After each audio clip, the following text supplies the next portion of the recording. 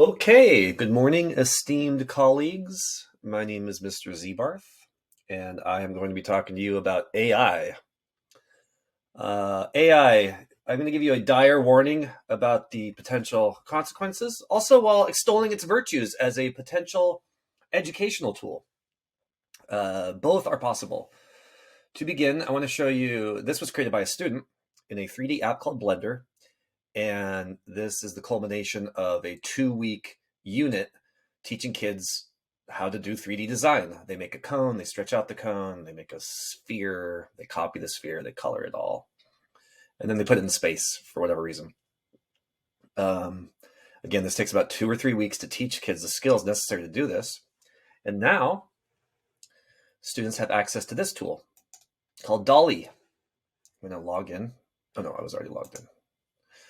And instead of learning how to make a ice cream cone in Blender, I'm going to just simply type in a prompt. 3D render of ice cone floating through space. Generate. The longer the prompt, the longer it will take to create an image. Here we are. Here are 4 brand new images that have never been seen before because they have never been created before. I made this prompt. AI has made this based on images that it has seen before. So you could imagine, as a media arts teacher, photography teacher, this is going to change things for me. Let's try another one real quick. Let's do a funny one. A picture of a high school teacher winning a dance contest with in the 80s. I won my dance contest doing Running Up That Hill. That was an 80s song. Let's see what that looks like.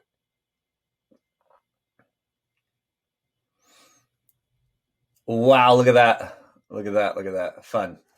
Yeah, it works. In fact, I could do a bald. I could add a bald high school teacher winning a dance contest in the 80s. We'll see what that gives us.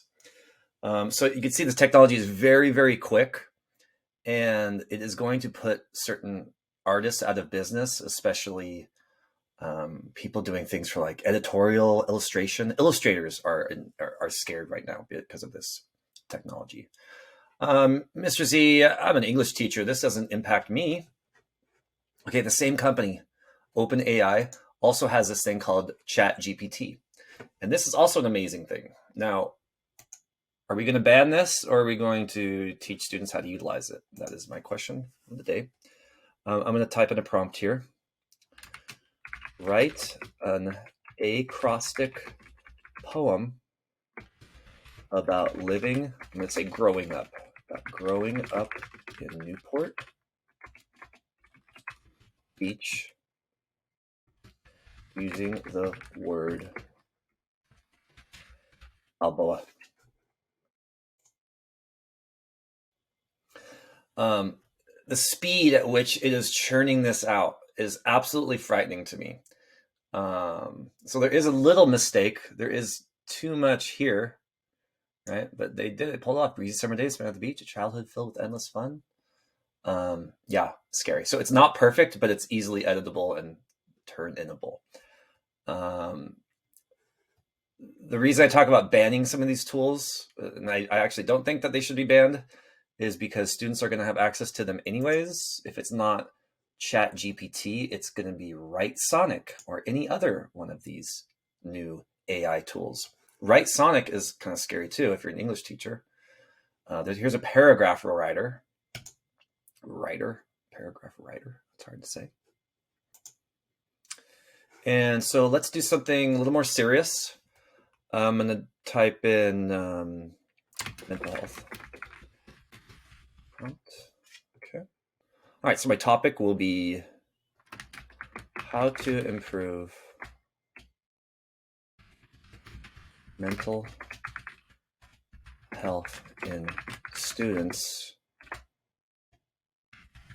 attending public schools in California. Tone of voice is going to be excited. It's going to be in English. Quality type is good. You could actually have a lesser quality if you want. And target keywords, so I'm going to make sure that it hits upon anxiety, depression, homework, test taking, no, test scores. And then click generate. And I think it's going to give me 3 totally different paragraphs. Yes. I will let you scroll through these, but it is pretty interesting how well this is written, I think, for a computer, for someone that has never existed before, for paragraphs that have never existed. And supposedly, I'm not going to use Turnitin, but supposedly this will pass the muster of Turnitin.com. Okay, what can I do to watch out for these little cheats that students are obviously going to want to do when they encounter this tool? You know, if you don't want them to use AI, they might want to use AI. So there are ways to detect it. Here is one.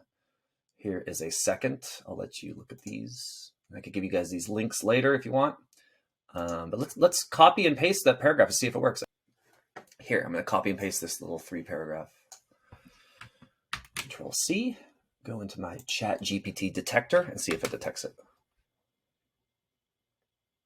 So it actually thought, yeah, it's fake. So there are ways to catch students that are using this, you know, but this is kind of assuming that your students are not editing this at all. I think it's an awesome tool. I think it's absolutely frightening. I don't think that we're going to be moving away from anything like this anytime soon. I think that just everything I've seen in the last few weeks, there's more and more of these tools coming out, and they are getting better and better. So I hope you like this. I would like to have a conversation with someone regarding how to use this.